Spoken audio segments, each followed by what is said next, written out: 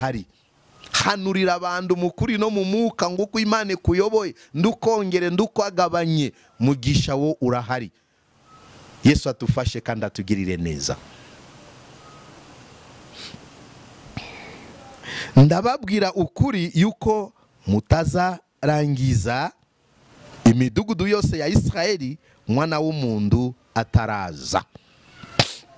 Nuko ibyo byose bizaba, nuko tuzahura n'ibyo byose, ntago ndababwiza ukuri ko ntago muzarangiza imidugudu yose y'Israeli umwana w'umuntu ataraza. Ninde? Niwe Kristo wa wundi wagiye kudutegurira. Mureke twihanganira ibitugerageza tuhura nabyo ku isi, tugende nguko Imana ishaka, kuko tuzarenganwa, tuzabesherwa, tuzabyanwa mu nkiko, tuzakubitirwa mu masinagogi. Hariya niyo abatafite Mwuka Wera bagera ku rwego rwo gukora iki? Kwakana mwami wawo Yesu Kristo. Ariko mureke tukomere mu mwami, mureke dukore byo gukiranuka Itorero. Migisha yose irahari kandi ibintu byose twifuza biri mu maboko y'Imana yacu. Twebwe tuyikorere umurimo gusa. Tongere tuvugurure tena mico y'Itorero Pentecote, tuvugurure tena bubyutse. Hari rimwe n'umwe numva ijambo rimwe tuvuga hano ku isi, amatorero y'ububyutse. Mureke tena tuvugurure ububyutse, kuko nasanze isi imaze kwinjira hagati y'ububyutse. Bwana Yesu asifiwe. Ndababwira Irijambo nanjye birimo kunkura ku mutima wanjye. Ntago muzazunguruka midugudu yose ya Israeli umwana w'umuntu ataraza.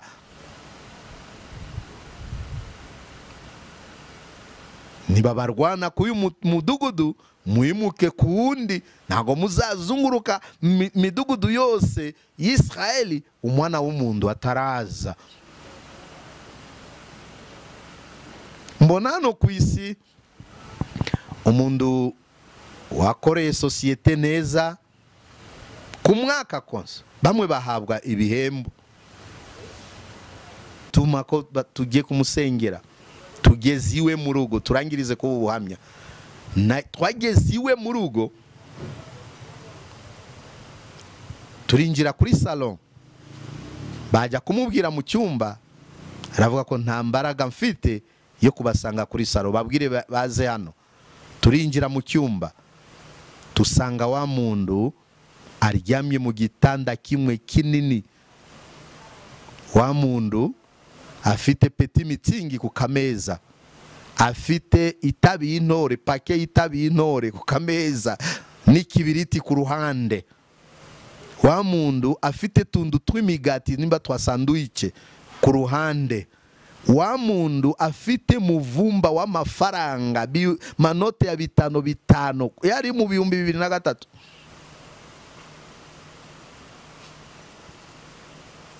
Ati ndashaka ko munsengera Imana.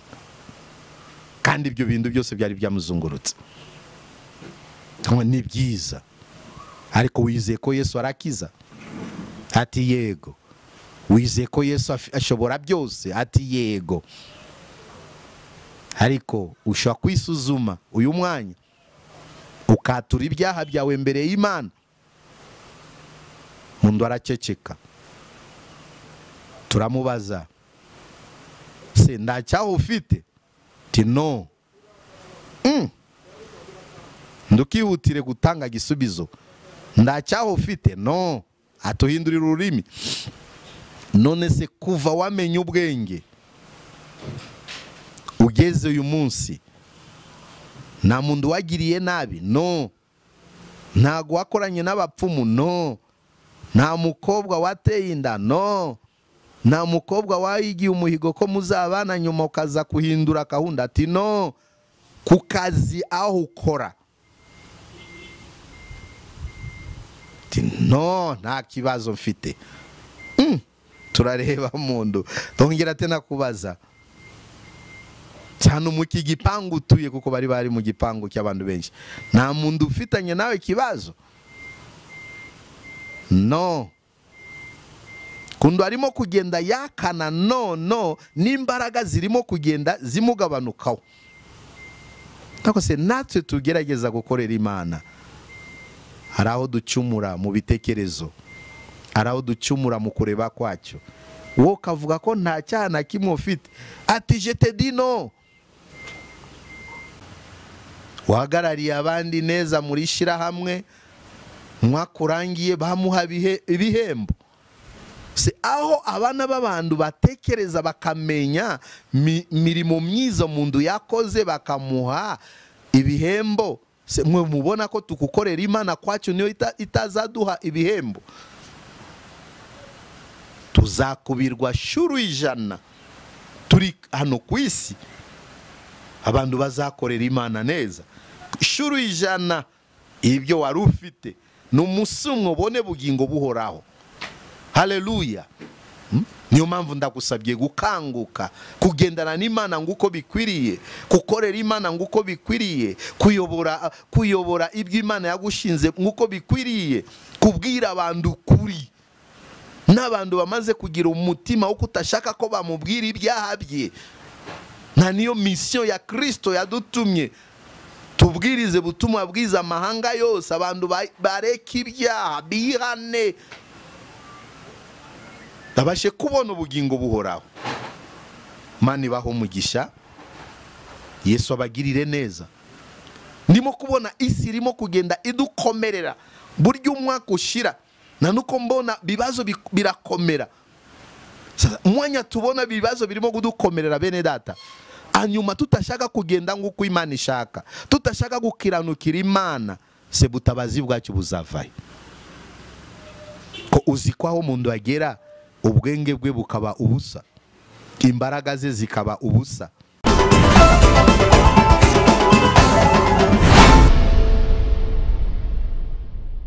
Turabashubuje igitondo cyiza, tongeye kunezerwa no gushima Imana kuko twagarutse mbere y'ubwiza bwayo. Nitwa Pasteur Serugendo Dismasi. Tongeye tena kuza gufashanya cyangwa se kugirana inama mu by'uru rugendo. Kandi nta kindi naho tukuri inama nziza atari mu byanditswe. Hari impamvu Imana yategetse abatubanjirije ku buryo bwo kubaha imbaraga n'ubwenge bwo kwandika amagambo yayo, kuko Mana yarazi ko mu bihe ngibi nta kindi kizadufasha atari amagambo y'Imana, nta kizatwerekeza mu bwami bwo mu ijuru atari gusobanukirwa amagambo y'Imana tukashyira mu bikorwa. Bene data, reka tubanze tusenga Imana.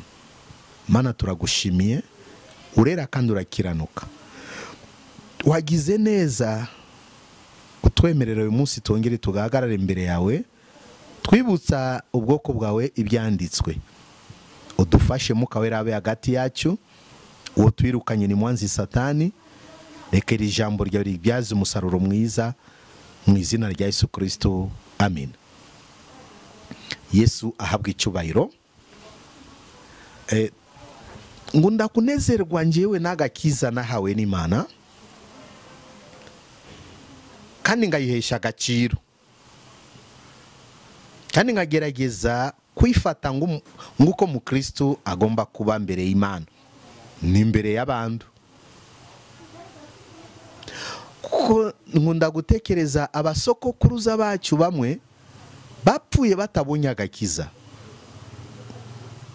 ababyeyi bapfuye nabo batabonye agakiza, ariko njyewe naje kuhabwa agakiza nuko nari umwiza se kurusha abandi. N'ubundi bw'Imana. Mana, warakoze, cyubahiro kibi cyawe.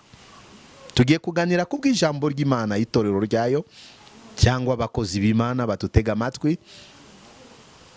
Suko tuza hano kubwo gushaka indi nyungu, kuko nyungu yacu nuko twakora ibyo data yadusezeranije, hanyuma munsi umwe tuzabona ubugingo buhoraho.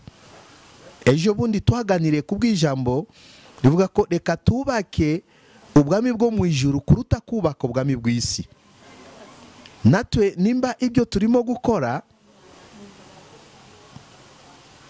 n'uburyo bwo kubaka kwacu ubwami bwo mu ijuru, kuko isi izashira n'ibyayo byose. Nta yindi nyungu ikomeye dushakaho nuko umunsi umwe tuzabona ubugingo, dukore neza umurimo data yatusizemo, kandi tubwize abantu ukuri kwa Kristo. Turasoma amagambo y'Imana mu gitabo cya Matayo gice cya 10 murongo wa 16 tumanuka hasi. Uburyo intumwa zizarenganwa. Yesu ari kumwe nabo, ari ibanga intumwa zitamenyaga yuko azabasiga. Bo bari bazi ko bazabanana nawe iteka ryose, ariko Yesu yarazi ko azasubira mu ijuru, intumwa zigasigara zikahabwa imbaraga z'Umwuka Wera, zikaba abagabo bo kuhamya. Umunsi umwe nizeye ko bicaranye cyangwa se muko kugendagenda kwe, niyo yaje kuba mu mwuka nguyu wo kuvuga uburyo intumwa zizarenganwa. Murongo wa 16,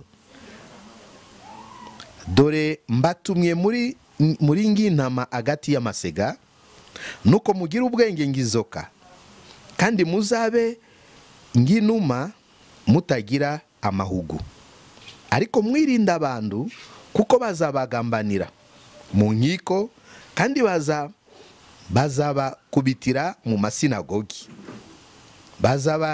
Bazabashyira abatwari n'abami babampora. Muzaba abo guhamya imbere yabo n'imbere y'abapagani. Ariko nibabagambanira, ntimuzahagarike umutima w'uko muzavuga cyangwa ibyo muzavuga, kuko muzabibwirwa muri uwo mwanya.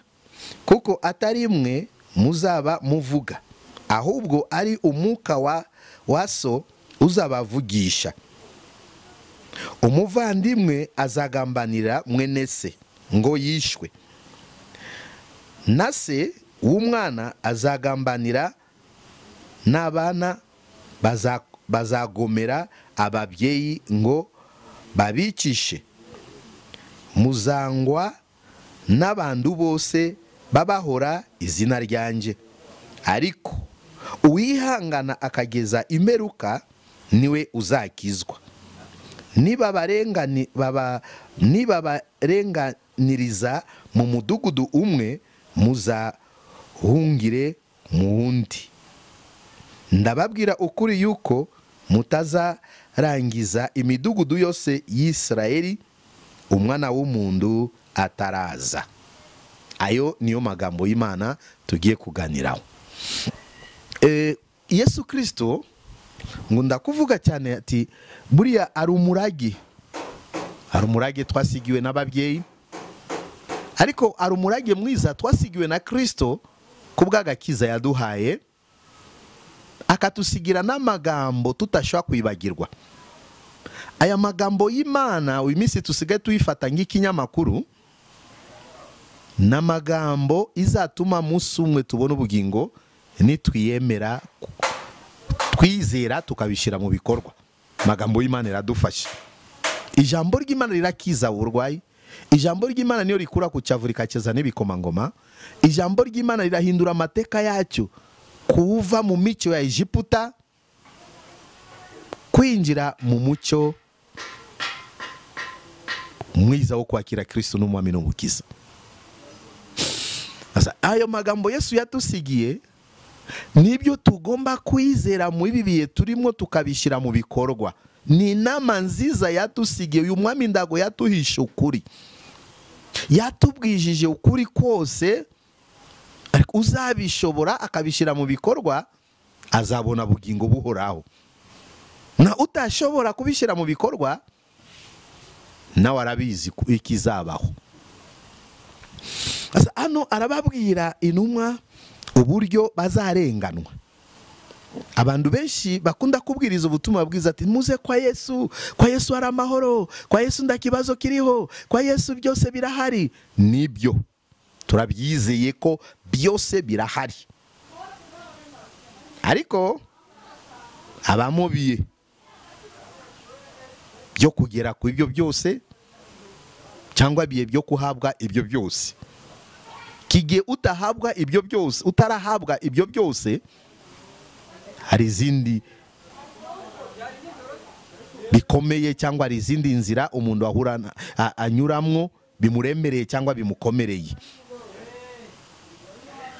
Yesu nimba yatusigiye aya magambo, bitusabamo twebwe cyane cyane itorero gusobanukirwa ibizaba. Uyu munsi dushobora kuba turi mu mahoro, ariko ejo bishindu bishobora kuhinduka. Uyu munsi umuntu ashaka kubyuka anezerwa ashima, ariko byagera nimugoroba bikahinduka. Uburyo intumwa zizarenganwa, icyo gihe byari bitaraba, babonaga bari kumwe nawe, bakishima bakanezerwa, babona mbitangaza Kristo akora, bakabona ko ari we watumye ko bamenyekana. Yari icyo gihe, ariko yabamenyesheje ibizaba.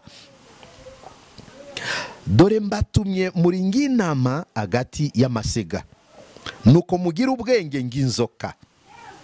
Yemwe abizera Kristo, abatumwe, kuko yabateguraga mu buryo bwo kubatoza babe abigishwa, anyuma yo gutozwa abuzuza umwuka wera, anyuma yo kuzura umwuka wera abatume. Kandi iyo jambo yarabasigiye, nimugende amahanga yose mubabwiriza ubutumwa bwiza, uzabemerera mubatize mu izina rya Data n'Umwana n'Umwuka wera. Hano hari inama babwira, dore mbatumye muri nk'intama hagati y'amasega. Nuko dukorera Imana iyi si turimwo, menya ko ndi hagati y'amasega, ariko mugira ubwenge nk'inzoka. Mu nyamaswa zose ziba mu ishyamba, iyi nyamaswa nzoka igira ubwenge. Ubona aho yatsindiye Eva mu bustani bwa Edeni, amukuramo igitekerezo kizima Imana, itegeko ry'izima Imana yari yamuhaye, amwereka ibye, Eva aremera gukurikira inzira ze. Uyu Satani, uyu nzoka, ntabwo agendagenda nk'umupfapfa mu ngendo ze. Nuko yavumwe n'Imana, Imana ishyira urwango hagati we n'umuntu, yuko umuntu wese uzakubona azakumena umutwe, agenda afite ubwenge. Ntabwo apfa kusimbuka tugutyo. Ashobora kuva hano metero 2, arahagarara agashyira umutwe hejuru, abanza kureba ibiri imbere ye. Abonye umuntu amenya buryo nawe aca bugufi. Yesu abwira intumwa ze, mbatumye nk'intama hagati y'amasega. Navuze turi ku murimo w'Imana cyangwa turi ku iy'isi, tuba turi hagati y'amasega. Ariko reka tugire ubwenge. Iyi misi ni misi yo kugira ubwenge. Yesu atanga urugero nk'inzoka. Tugire ubwenge ku murimo w'Imana. Gira ubwenge ku mpano y'Imana yakuhaye. Gira ubwenge ku ibyo wahagarariye ku murimo w'Imana. Gira ubwenge abo wahagarariye ku murimo w'Imana. Mugira ubwenge nk'inzoka, kuko mbatumye hagati y'amasega. Sinzi twebwe nimba tukurikiza izi nama Yesu Kristo yatusigiye. Ndabona myifatire y'itorero turimo kugenda tutakaza mucyo w'itorero Pentecote. Yesu atufashe kandi atushoboje.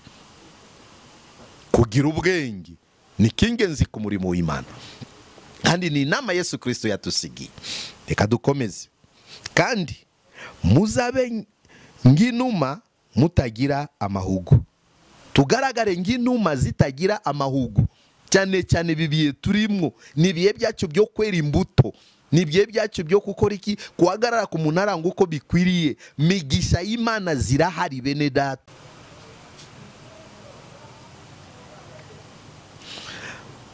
Ariko ari ibintu bishaka gutuma tugera ku mugisha w'Imana. ku Mana ntago bagenda nguko wishakiye, ntago wakwifata nguko wishakiye, ntago wahagarara nguko ushaka guhagarara mbere y'umubyeyi wawe, mu gitondo ushaka kumusuzugura, nimugoroba ukaza kumusaba akaguha. Imana igendera nayo mu mabwiriza yayo. Nimba Imana yavuze ndukibe, mwanya wibye utashaka kwihana ubarwa nk'umunyabyaha. Ndugasambane, mwanya wakoze icyo gikorwa utashaka kwihana bireke, mbere y'Imana nta bushuti mufitanye nawe. Ibyo tugomba kubabwiza ukuri, tugomba gutinya icyaha n'igisa nacyo, kuko Imana nuwera. Irifuza ko natwe tuba bande abera, itorero ry'Imana, abakozi b'Imana. Migisha y'Imana zirahari, kandi byiza byose Imana yashizeho nuko bwacu twebwe tufite amasezerano y'Imana, ariko cyo tubuze imisi kutagira ubwenge. Muzabe nk'inuma mutagira amahugu. Ntago tukwiriye kugendana n'amahugu mu ibi bihe turimo, ariko mwirinda abantu. Mana nawe yongeye Yesu agiye kutuha nama ngizi, mwirinda abantu, kuko abantu Yesu arabazi ko bari babi. Nta kiza kiva ku muntu. Buri gihe cyose umuntu arakana neza y'Imana, buri gihe cyose umuntu ntago ashima aho Imana yamukuye. Ati mwirinda abantu, abwira itorero ryayo gutyo, mwirinda abantu, kuko bazabagambanira mu nkiko. Yateguraga ntumwa, igihe muzahura n'ibi bintu mwebwe mube maso. Mwirinda abantu, bazabagambanira mu nkiko, kandi bazabakubitira mu masinagogi. Mubirinda abantu, bazabagambanira mu nkiko, bazabakubitira mu masinagogi. Uyu munsi numba bitahari, ariko hari umunsi umwe muzatungurwa nabyo. Abantu babagambanire, abantu babakubitire mu masinagogi, ariko mugire ubwenge ng'inzoka. Usanga mu minsi harimo abakristo no kuvuga barivugira nkuko bashaka ku murimo w'Imana. Ariko se bamaze kutubona nk'abaretwa, ntago bazi ko turi abagore bafite abagabo. Ariko se oya, gira ubwenge ng'inzoka. Uyu ni umurimo wa data. Ngunda kuvuga ko rusengero nta rwari rwa kanaka. Itorero ni rya Kristo, kuko ari we wapfiriye itorero. Nimba yatuhaye ubuntu bwo kumukorera umurimo, mureke tuce bugufiya, tugire ubwenge ng'inzoka. Muzabe nk'inuma mutagira amahugu, kandi mwirinda abantu. Ni inama nziza Yesu yatusigiye. Kandi mwirinda abantu, kuko bazabagambanira mu nkiko, kandi bazabakubitira mu masinagogi. Mbere na mbere twirinde. Kagambane kazabaho, kukubitwa kazabaho, kuyu murimo w'Imana wemeye gukora. Murongo ukurikiraho, bazabashira abatwari n'abami babampora. Bazabashira abatwari n'abami babampora. Burese Yohana agiye gushirwa mu ngunguru y'amavuta, nta cyaha yakoze. Yazize gusa ubutumwa bwiza bwa Kristo. Petro agiye kubambwa, yazize gusa ubutumwa bwiza bwa Kristo. Nabindi bibi bakoze Bibiliya ndago bitwemeza. Bazabashira abatwari n'abami babampora. Muzaba abo guhamya imbere yabo n'imbere y'abapagani. Ibyo byose nibitugeraho, twebwe tuzakomeza kuba mu mwuka wo guhamya mbere yabo n'abapagani ko Yesu Kristo ni umwami. Yesu Kristo yadupfiriye kubw'ibyaha byacu. Yesu Kristo ni umwana w'Imana. Kuko iminsi harimo ubutumwa bupfuye, abantu barimo kwakana ko Yesu Kristo atari umwana w'Imana. Yesu atushoboje.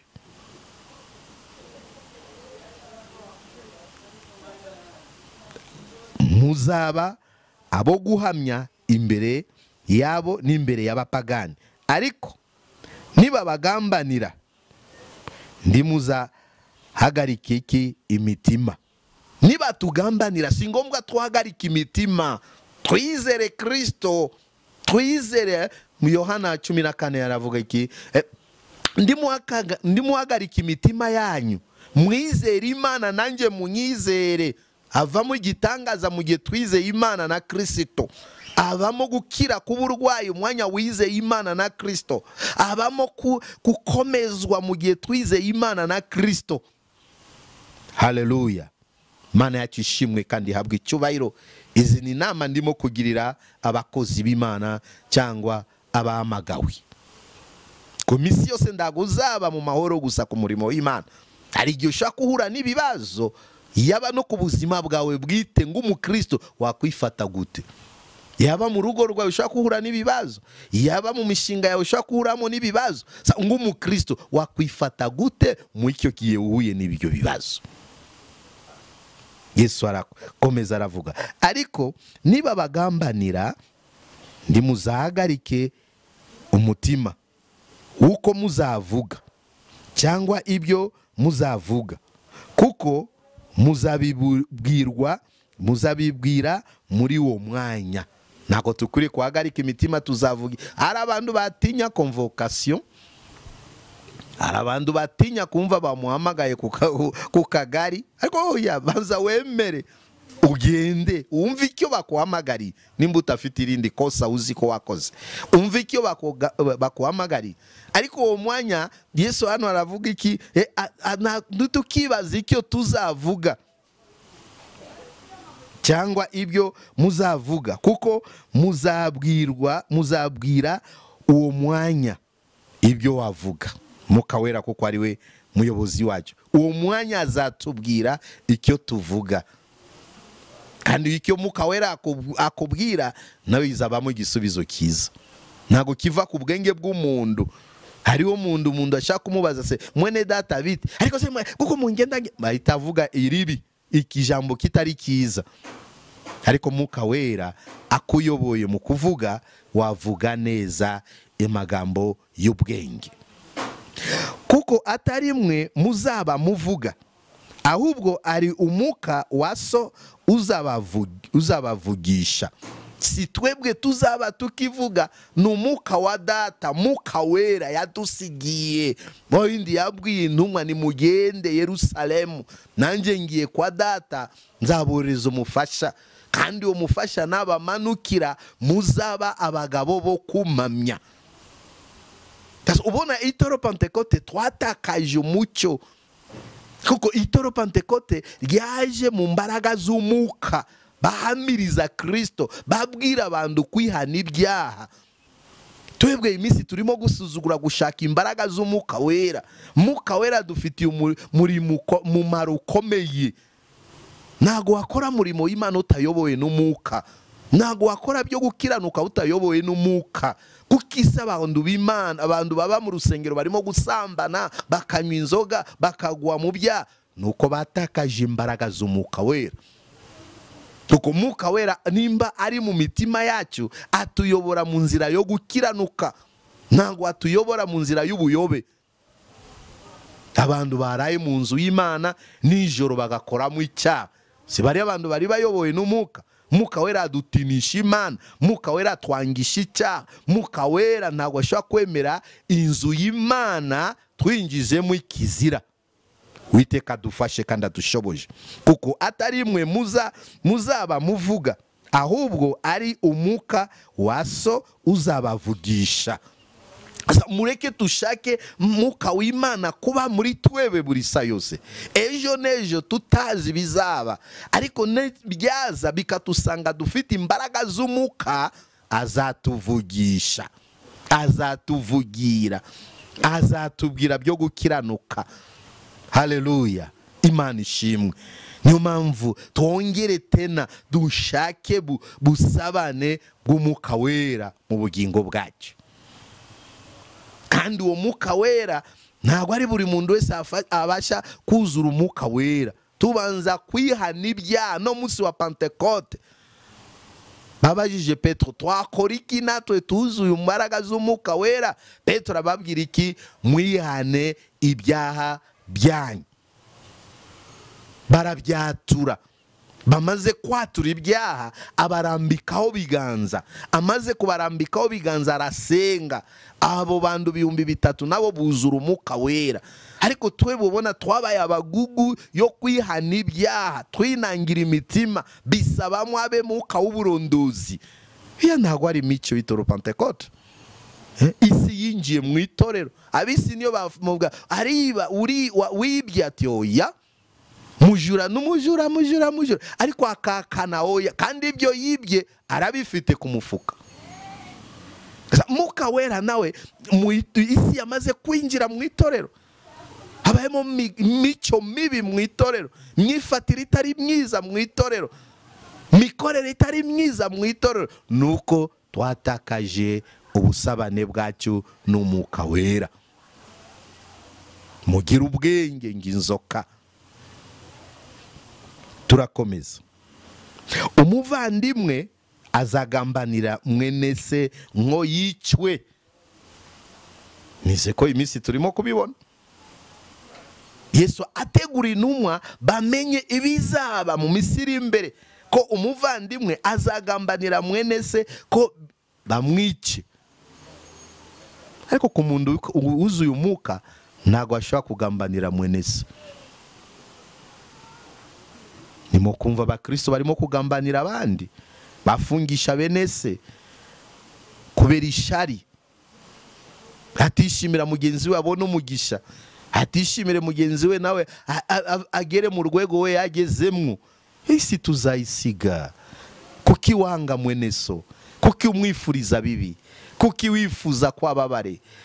Iyo ni umutima y'umuntu uzabona ubwami bwo mu ijuru. Ariko tutunganye bugingo bwacu, kuko tutazi byejo itorero, abantu b'Imana, abakirisitu, mwifate nk'abantu mwemeye Yesu kuba mwami n'umukiza. Umuvandimwe azagambanira mwene se ngo yicwe, na se w'umwana azagambanira. Umubyeyi agambanire umwana yabyaye. Siburiya turacari mu rugendo rujya mu ijuru. Inama Yesu yatusigiye, umwana wabyaye umugambanire, si kibazo aho. Yesu atushoboje. Turakomezana. N'abana bazagomera ababyeyi ngo babicishe. Abana nabo bazagomera ababyeyi ngo babicishe. Kututu butunzi tw'iyisi hano, turwanirira isi itari yacu, turwanira ubutaka bwaremwe n'Imana, turwanira amafaranga simbizi kundu Imana yabizanye ku isi. Ariko abantu barimo kwicana, abantu baramarana. Mundu atashaka ko mugenzi we ave mu rwego arimwo, mundu atishimira. No mu itorero navuze ko isi imaze kwinjira mu itorero. Nyifatire isi, ishusho y'isi tusigaye tuyibona mu rusengero rw'Imana, kandi atari uko byari bikwiriye kuba. Bandu baragambanira, bari kugambanirana, bari ku murimo w'Imana, bangana bari ku murimo w'Imana. Se turabigishwa abakristo, kwa bigishwa abakristo bigishijwe ubumwe, urukundo. Mane tugirire neza mu ibi bihe turimo. Mbona itorero ryararangaye bene data. Ariko nimba wizeye Kristo ugomba kumvira amabwiriza ye, ugomba kugenda nguko Kristo ashaka, kuko musi umwe utashaka kumenya ibizaba. Haleluya. N'abana bazagomera ababyeyi ngo babice. Muzangwa n'abantu bose babahora izina ryanje. Yesu ashimwe. Mwanya bikugezeho ndukarakarira abantu, kuko ibyo byaravuzwe, na niyo mpamvu yatubwiye mugira ubwenge ng'inzoka kandi mwirinda abantu. Iyo ni ibimenyetso Yesu yasize y'amagambo yatubwira, inama yatubwirira. Muzangwa n'abantu bose babahora izina ryanje, ariko uwihangana akageza ku imperuka niwe uzakizwa.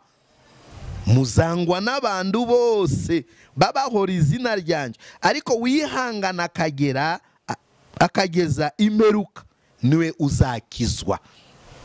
Ni ijambo rikomeye. Iyi minsi wajije buri muntu wese, ndi umukirisitu ndakijijwe, ndi umukirisitu ndakijijwe, ariko umukirisitu bamumenyera ku bw'imbuto ze.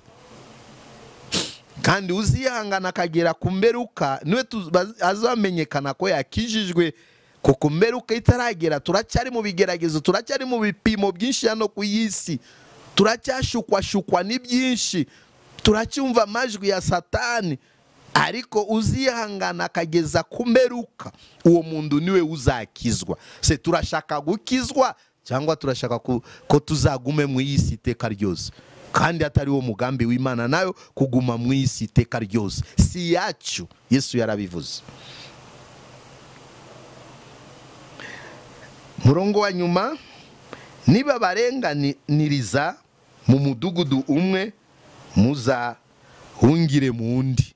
Niba barenganiriza ku uyu mudugudu, Yesu atanga inama, nimba ari icya hafi twimuke tujye Kimisagara. Hari impamvu. Niba barenganiza mu mudugudu umwe muzahungire mu wundi. Ndabona abantu barimo gusuzugura abantu bakorera Imana, batahesha agaciro by'umurimo w'Imana, ariko ku bwanjye njyewe mbona ko uyu murimo w'Imana urakomeye cyane.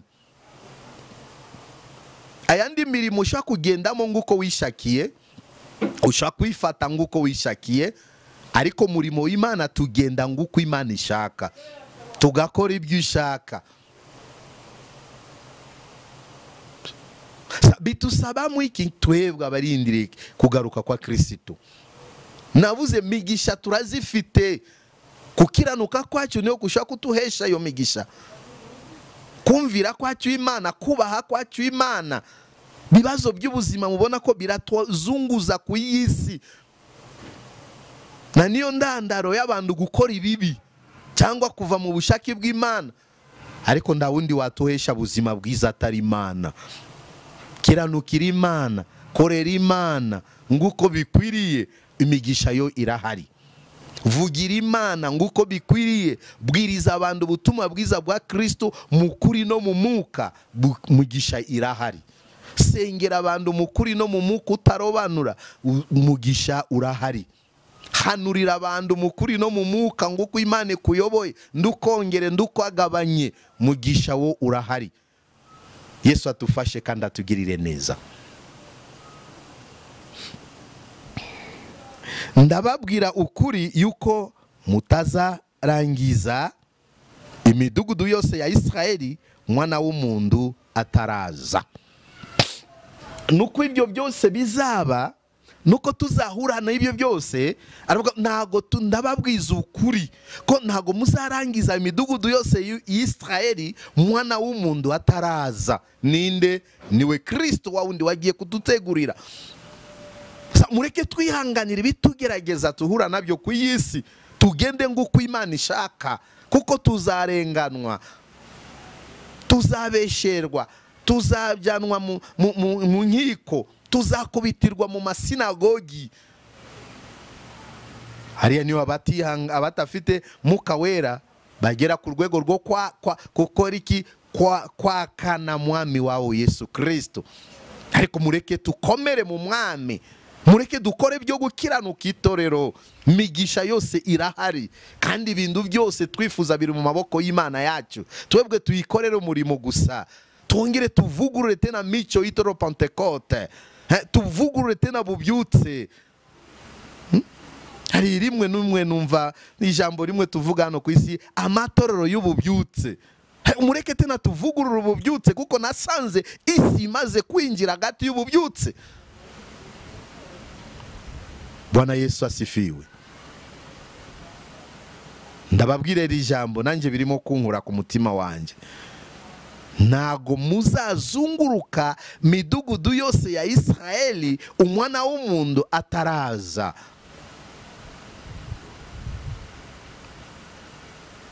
nibabarwana ku uyu mudugudu mwimuke ku wundi, ntago muzazunguruka midugudu yose y'Isirayeli umwana w'umuntu ataraza.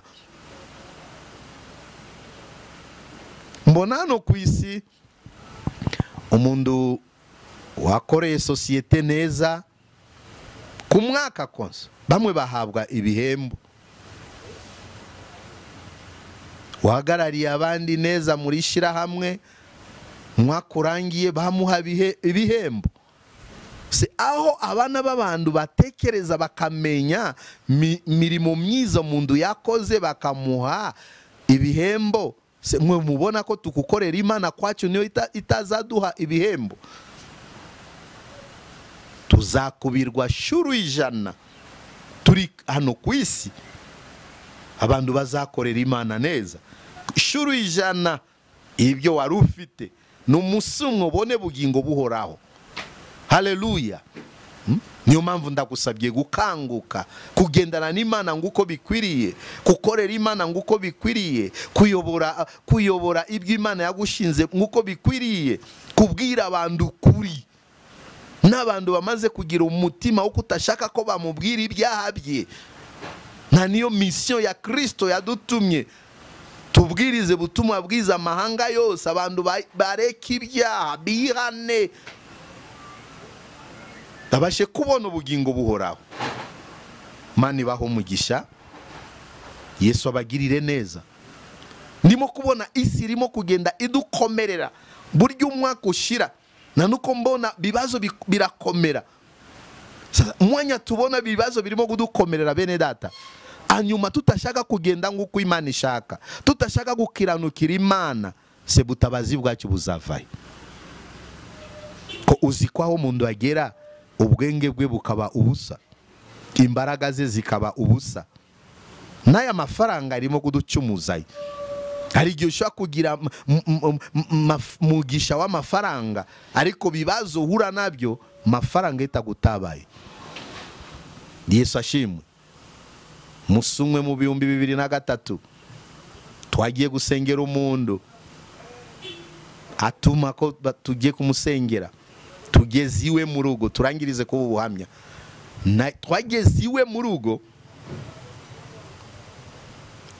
turinjira kuri salon, bajya kumubwira mu cyumba, aravuga ko nta mbaraga mfite yo kubasanga kuri salon, babwire baze hano.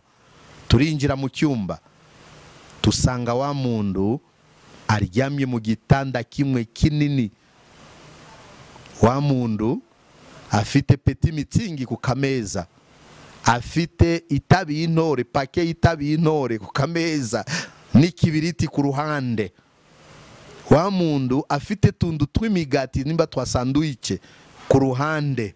Wa muntu afite muvumba w'amafaranga, manote ya 5 yari mu 2023.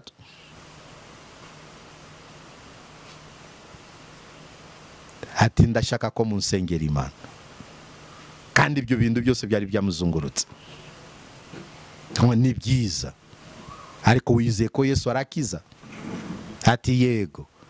Wizeye ko Yesu ashobora byose? Ati yego. Ariko ushobora kwisuzuma uyu mwanya ukatura ibyaha byawe mbere y'Imana. Mundu araceceka, turamubaza, se ndacyaho ufite? Ti no. Ndukihutire gutanga gisubizo, ndacyaho ufite? No. Atuhindurira ururimi. None se kuva wamenye ubwenge ugeze uyu munsi, nta muntu wagiriye nabi? No. Ntago wakoranye n'abapfumu? No. Nta mukobwa wateye inda? No. Nta mukobwa wayigiye umuhigo ko muzabana nyuma ukaza kuhindura gahunda? Ati no. Ku kazi aho ukora? Ati no, nta kibazo mfite. Turareba mundu, tongera tena kubaza, cyane mu kigipangu utuye, kuko bari mu gipangu cy'abantu benshi, nta muntu ufitanye nawe kibazo? No. kundi arimo kugenda yakana no n'imbaraga zirimo kugenda zimugabanukaho. Tako se natwe tugerageza gukorera Imana, hari aho ducumura mu bitekerezo, hari aho ducumura mu kureba kwacyo. Wowe kavuga ko nta cyaha na kimwe ufite, ati je te dis non. Senga gute? Ndavuga ko reka dusenge tusabe ubushake bw'Imana. Se ko mundu yakana icyaha twamusiga amavuta? Ati hoya, reka arasenga ati Imana bushake bwawe kuyu mundu.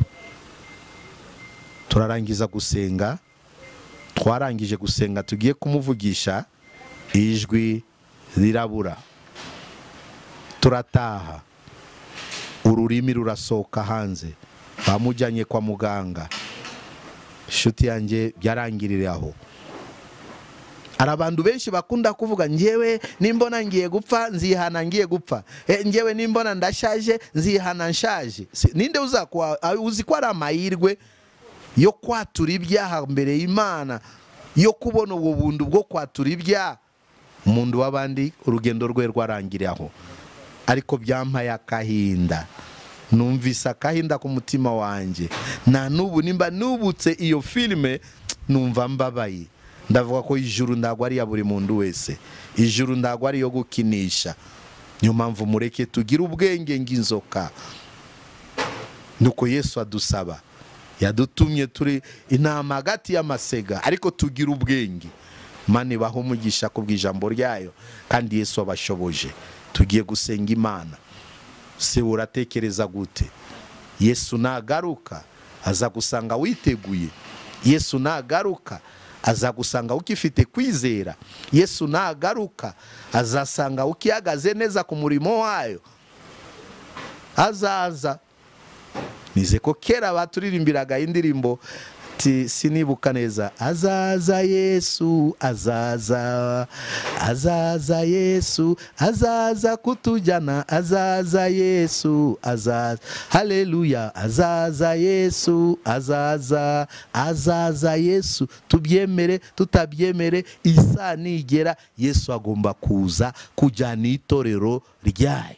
N'abantu baracyakina n'icyaha, nuko amahirwe y'itorero riracyari hano ku isi.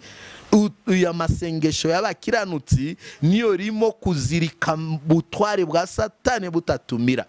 Ariko itorero nirimara gukura kirenge ku isi, abasigara mumenye ko bizaba ibibazo. Turagushimye Mana yera, tunejeje nawe ko uyu munsi mwiza.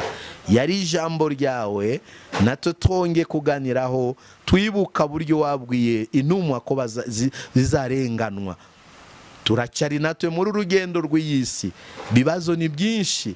Banzo babarira isi, babarira abatuye isi, kuko bugome bubaye bwinshi, ibibi bibaye byinshi. Maraso yeza bakiri ku isi bose, wezi iki gihugu cyacu, abatarakumenya, abari abantu bawe bavuye mu bushaki bwawe, wongere bababariro bagarure ku rufatiro rwawe. Komeza itorero ryawe Mana, tuhagarare ku rufatiro. Komeza abakozi bawe bahagarare ku rufatiro. Ubwoba bw'iyisi, ubwoba bw'ubuzima budutandukanya n'urukundo rwawe, turengere ng'Imana. Tukeneye izindi mbaraga mu itorero, mico y'isi ndikabe mu itorero. Intumwa za Satani zuzuye mu matorero, turasenya misiyo yabo n'ubutwari bwabo mu izina rya Yesu. Mano tushoboje, shoboza abakozi bawe, shoboza abahanuzi, shoboza abavuga butumwa, shoboza abaririmbyi, banyamasengesho, abadiakoni, bakore neza murimo wawe. Urubyiruko ruri mu itorero rikore neza murimo wawe mu izina rya Yesu Kristo. Fasha iki gihugu cyacu kirinde bizazane mvurambi yo kwica no kwangiza. Turinde nayo abari hanze y'iki gihugu, bihugu biri mu indambara. Niwe mutabazi mwiza, wowe urambure gusa kiganza utabara bawe. Abageze mahanga ya kure bakava mu Kristo, kandi abari abakristo, abari abakozi bawe babiretse, nabo bashoboje Mwami. Uturinde twese, udukomeze twese, tubashe kugendana nawe nguko bikwiriye. Twere imbuto nziza, tugire ubwenge ng'inzoka kiye cyose turi hano ku isi. Nugaruka kujyana itorero uzatusange twiteguye. Turagushimye, urakoze. Cyubahiro kibi cyawe tubisabye mu izina rya Yesu, amen. Imana ibaho umugisha kandi Yesu abagirire neza. Nabasabiraga ko munsi umwe byatubera byiza tuzahure mu bwami bwo mu ijuru. Mana ihabwe icyubahiro. Nimero de telefone nimba ari ushaka kutubaza cyangwa kutugirira nama nawe birashoboka. Ni